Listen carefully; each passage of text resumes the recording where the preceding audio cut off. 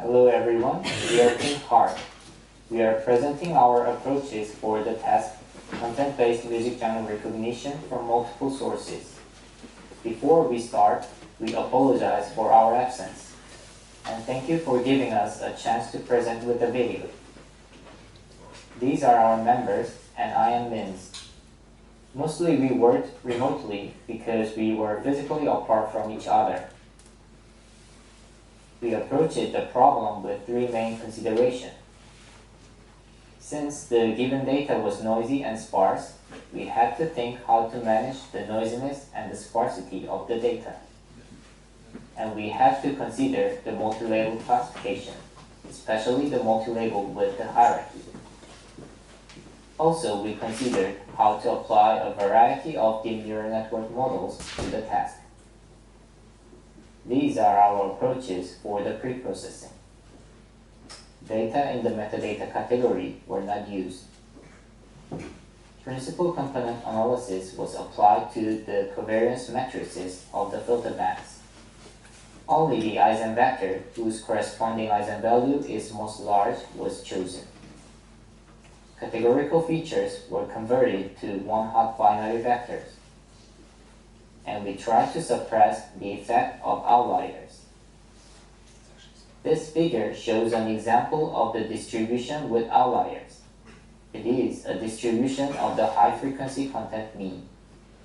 While most of the values are concentrated around 0 to 100, outlier values show extremely high values, and some of them show even more than 35,000.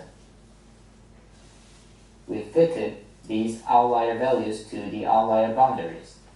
The upper limit and the lower limit boundaries are defined as shown in the figure and equations.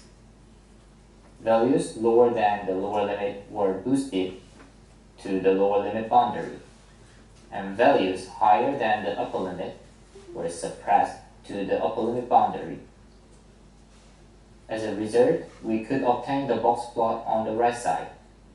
It is clearer than the left plot to determine the difference between each genre. We implemented two feed-forward neural network models, a single-column model and a multi-column model. This is a single-column feed-forward neural network. The label hierarchy between genre and the subgenre was not considered. The genre and subgenre were treated as independent labels. We applied the weight vector W to give less penalty for more frequent labels. Here are details of the single-column model. You can check more details from our working note. With a multi-column feed-forward neural network, we try to reflect the label dependency. It has a parallel structure for each set of subgenre and genre, and merge it by the base rule on the top layer. We weighted on each label group's loss. Assuming given feature set is already sufficiently processed, we applied a highway network architecture. It controls the gradient flow by the parametric gate at each layer, similar to the long short-term memory. Both of the single and multicolor models worked better than the baseline for the per-label FO measure. However, the multicolor model showed worse results in per-track FO measure. Also, the task accuracy got worse than the validation accuracy.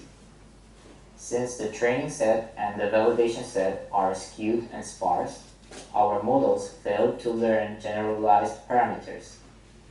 We think experiments with the data augmentation have to be explored to overcome this drawback.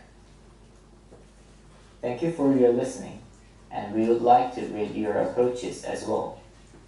Sorry for our absence again, and hope you two have a great time in Dublin. Thank you.